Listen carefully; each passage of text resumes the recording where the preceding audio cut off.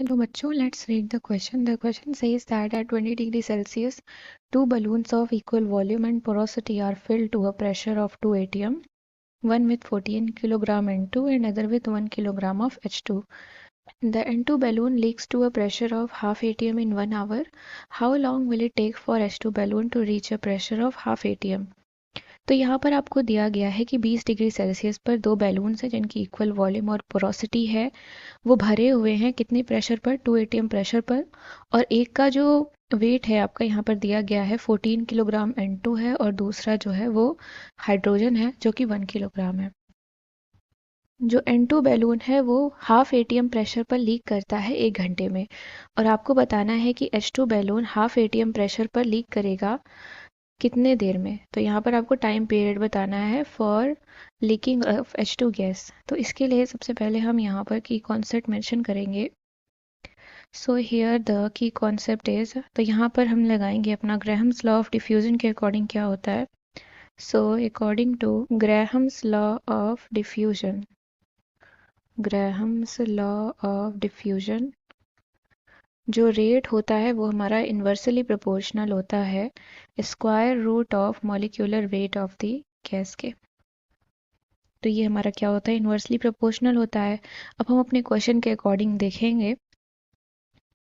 अगर हम nitrogen gas की बात करें, that is for N2 gas, तो अगर हम नाइट्रोजन गैस की बात करें तो इनिशियली हम देखेंगे इसका प्रेशर जो है वो तो 2 atm है, यानी कि इनिशियली हम मान लेते हैं प्रेशर P1 है जो कि आपका है 2 एटमॉस्फेरिक प्रेशर और इसका वेट दिया गया है आपको 14 किलोग्राम।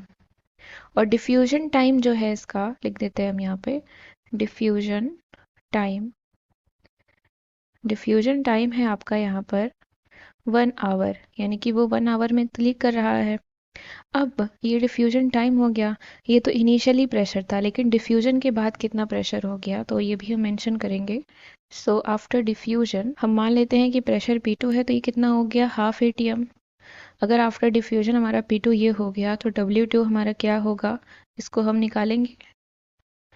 तो यहाँ पर कांस्टेंट वॉल्यूम और टेम्परेचर पर, यानी कि at constant volume and temperature, constant volume और टेम्परेचर पर किसी भी गैस के लिए जो प्रेशर होता है वो डायरेक्टली प्रोपोर्शनल होता है W के। तो इसका मतलब क्या हो गया कि P1 अपॉन P2 किसके इक्वल हो जाएगा? W1 अपॉन W2 के इक्वल हो जाएगा। या हम यहाँ पे वैल्यूज को सब्स्टिट्यूट करेंगे तो P1 की वैल्यू है आपकी 2, P2 की है हाफ, W1 आपका दिया गया है 14, W2 हमें फाइंड आउट करना है। तो यहाँ से हम देखेंगे W2 हमारा कितना आ जाएगा, that is 14 upon 4, 14 upon 4 kilogram. तो यहाँ पर W2 हमारा आ गया 14 अपॉन 4 किलोग्राम। अब हम यहाँ से क्या देखेंगे, therefore weight of N2 diffused in 1 hour, diffused in 1 hour, कितना वो डिफ्यूज हो जाएगा? तो 14 में से माइनस कर देंगे, पता चल जाएगा हमें 14 upon 4 that is 21 upon 2 kg। तो इतना वेट N2 का डिफ्यूज हो गया 1 घंटे में। अब हम बात करते हैं H2 के लिए। सो फॉर H2 गैस, तो अगर H2 गैस की बात की जाएगी तो इनिशियली हमारा इसका प्रेशर कितना है? सो इनिशियली प्रेशर यानी कि P1 हमारा हो जाएगा, यहाँ पर प्रेशर है H2 गैस का भी कितना हमारा 2 atm, that is 2 atmospheric pressure. W1 है आपका यहाँ पर 1 kilogram. Diffusion time, diffusion time हमारा T, हमें यहाँ पर डिफ्यूजन टाइम नहीं पता है। अब after diffusion, after diffusion, diffusion के बाद क्या हो रहा है कि जो प्रेशर है हमारा यानी कि P2 कितना हो जा रहा है, वो भी हाफ एटीएम हो जा रहा है, सेम एज N2। तो अब हम यहाँ पे भी हम क्या फाइंड आउट करेंगे? W2 फाइंड आउट करेंगे, यानी कि वेट जो कि डिफ्यूज हो जा रहा है। तो W2 निकालने के लिए हम सेम रिलेशन का यूज़ करेंगे, that is P1 upon P2 is equal to W1 upon W2। Values को सब्स्टिट्यूट करेंगे, that is 2 upon half is equal to W1 means 1 upon W2। तो W2 हम निकालेंगे यहाँ से, कितना आ जाएगा 4 किलोग्राम ऑफ H2। तो ये हो गया आपका डिफ्यूजन के बाद जो वेट बचा। तो weight of H2 diffused, therefore weight of H2 diffuse, तो कितना H2 डिफ्यूज हुआ माइनस कर देंगे, दैट इज 1 माइनस 1/4। 1 - 1/4 का मतलब आ गया 3/4।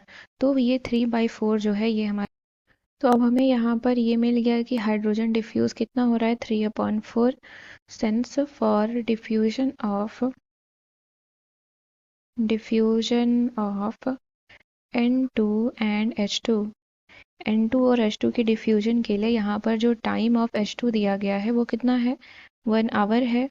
1 आवर मीन 60 मिनट। और हमें T ऑफ N2 यहाँ पर आपको दिया गया है 1 आवर, और T ऑफ H2 हमें क्या करना है फाइंड आउट करना है। तब हम यहाँ पर लिखेंगे ग्राहम्स लॉ के अकॉर्डिंग हम फॉर्मूला लगाएंगे W of H2 upon, so W of H2 upon T of H2 into T of N2 upon W of N2, and that is equal to हमारा हो जाएगा M of H2 upon M of N2। यानी कि जो rate हो गया उसको मैंने किसके टर्म में यहाँ पर एक्सप्रेस कर दिया, that is mass upon time के रिस्पेक्ट में हमने यहाँ पर रेट को मेंशन कर दिया है ग्राहम्स लॉ ऑफ डिफ्यूजन में। अब यहाँ पर वेट ऑफ H2 तो हमें पता है कितना है, दैट इज 3/4 हमारा आया था, 3/4 आया है, और वेट ऑफ N2 हमारा कितना आया है 21/2। सो 21/2 इज इक्वल टू हमारा हो जाएगा यहाँ से इंटू T ऑफ N2 है हमारा 1 आवर मीन्स 60 मिनट, तो यहाँ पर हम 60 लिखेंगे, अपॉन T ऑफ H2 हमें निकालना है, और मॉलिक्यूलर वेट ऑफ H2 का है हमारा कितना, दैट इज 2/N2 का है हमारा 28। इसके बाद हम इस इक्वेशन को सॉल्व करेंगे, तो सॉल्व करेंगे तो जो हमारा T है वो हमारा कितना आ जाएगा 15.8 मिनट आ जाएगा। यानी कि T हमारा अप्रॉक्सीमेटली किसके इक्वल आ रहा है 16 मिनट के इक्वल आ रहा है।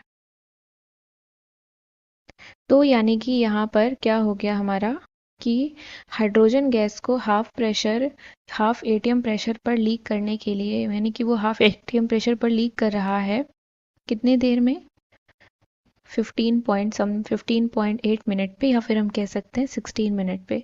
सो I hope you understood it well. Thank you and best of luck.